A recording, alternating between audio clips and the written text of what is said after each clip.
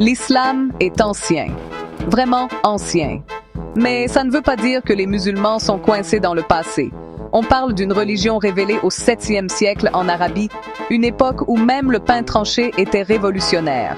Maintenant, on est au 21e siècle et les choses ont changé. On a des smartphones, les réseaux sociaux et assez de puissance informatique pour envoyer un rover sur Mars. Donc, c'est pas surprenant que la technologie change la façon dont les musulmans vivent leur foi. Pensez-y. On utilise des applications pour tous ces temps-ci. Commander à manger, trouver l'âme sœur, même suivre nos cycles de sommeil. Pourquoi ne pas les utiliser pour quelque chose d'aussi important que la religion? Des horaires de prière aux récitations coraniques, la technologie facilite plus que jamais la pratique de l'islam dans notre monde moderne et rapide. Vous vous souvenez du temps où on dépendait du haut-parleur de la mosquée du quartier pour les horaires de prière? Ouais, moi non plus. Maintenant, on a des applications pour ça. Et pas n'importe quelles applications. On parle d'applications tellement précises qu'elles pourraient probablement calculer la trajectoire d'une date lancée dans un milkshake. Ces applications ne vous disent pas seulement quand prier, elles vous disent où prier. Trouver la direction de la Qibla, c'est la Mecque, pour les non-musulmans, impliquait auparavant une boussole et des notions de trigonométrie douteuses. Maintenant, tout ce dont vous avez besoin, c'est de votre téléphone. C'est comme avoir un muezzin personnel dans votre poche, sans les regards gênés quand vous le mettez accidentellement à fond pendant une réunion. En parlant de choses que vous pouvez transporter dans votre poche, parlons du Coran. Ce livre sacré, révélé il y a plus de 1400 ans, est maintenant disponible sous forme d'applications pratiques. Et croyez-moi, c'est bien plus pratique que de trimballer une lourde copie physique. Ces applications Coran sont comme les couteaux suisses de la technologie islamique. Elles sont livrées avec des traductions dans pratiquement toutes les langues imaginables.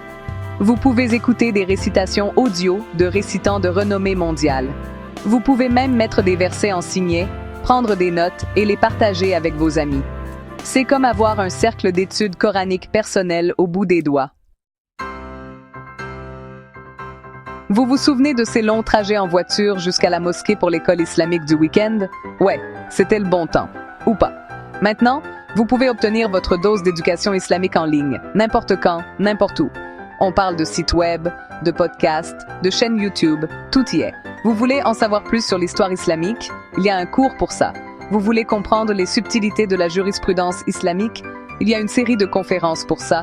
Vous pouvez même trouver des forums en ligne où vous pouvez débattre de théologie avec des érudits du monde entier. C'est comme avoir une université islamique mondiale dans votre salon. Section 5. Une Oumma mondiale. Connecter les musulmans du monde entier. L'un des aspects les plus intéressants de la technologie est sa capacité à connecter les gens au-delà des frontières. Et pour les musulmans, cela signifie se connecter avec d'autres croyants de tous horizons.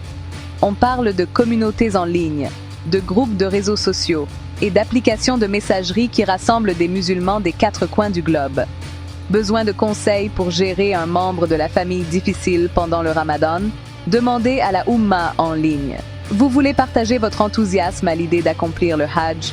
Publiez-le sur le forum de voyage musulman. C'est comme avoir un système de soutien mondial de frères et sœurs, toujours là pour offrir un coup de main ou une oreille attentive. Section 6. Le facteur commodité. Plus facile que jamais de pratiquer. Soyons réalistes, la commodité est reine au 21e siècle. Et en matière de pratiques religieuses, la technologie a définitivement simplifié les choses. Besoin de trouver le restaurant halal le plus proche en voyage? Il existe une application pour ça. Vous voulez faire un don à une œuvre caritative en quelques clics sur votre téléphone? C'est fait. La technologie a supprimé bon nombre des obstacles qui auraient pu empêcher les gens de s'engager dans leur foi par le passé. Et bien que certains puissent prétendre que cela nous a rendus paresseux, je dis que cela nous a permis de nous concentrer plus facilement sur ce qui est vraiment important, la connexion avec Dieu et une vie pleine de sens. Section 7. Filtrer la foi. Désinformation et extrémisme en ligne. Ne nous voilons pas la face. Internet peut être un endroit effrayant. Et comme pour toute chose, L'influence de la technologie sur la religion a ses inconvénients. L'un des plus grands défis est la propagation de la désinformation et des idéologies extrémistes. En quelques clics, vous pouvez tomber sur des sites web, des vidéos et des groupes de médias sociaux faisant la promotion d'interprétations haineuses et dangereuses de l'islam. C'est comme un champ de mines numérique, et il est important que les musulmans fassent preuve d'esprit critique vis-à-vis des informations qu'ils consomment en ligne. Section 8. Trop de technologie. Trouver l'équilibre à l'ère numérique. Un autre défi est le potentiel de la technologie à devenir une distraction par rapport à une véritable pratique spirituelle. Il est facile de se laisser prendre par le défilement sans fin des médias sociaux, les notifications constantes et la pression de présenter un personnage en ligne parfait. Il est important de se rappeler que la technologie est un outil, et comme tout outil, elle peut être utilisée pour le bien ou pour le mal. C'est à nous de trouver un équilibre sain, d'utiliser la technologie pour améliorer notre foi sans la laisser consumer nos vies. Section 9. L'avenir de la foi. Adopter la technologie, préserver la tradition. Alors, où allons-nous à partir de là? Il est clair que la technologie est là pour rester, et son influence sur l'islam ne fera que croître dans les années à venir.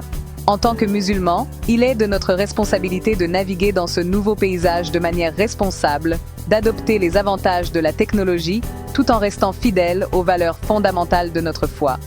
Nous devons être des consommateurs d'informations critiques, promouvoir la paix et la compréhension en ligne, et trouver un équilibre sain entre nos vies numériques et notre bien-être spirituel.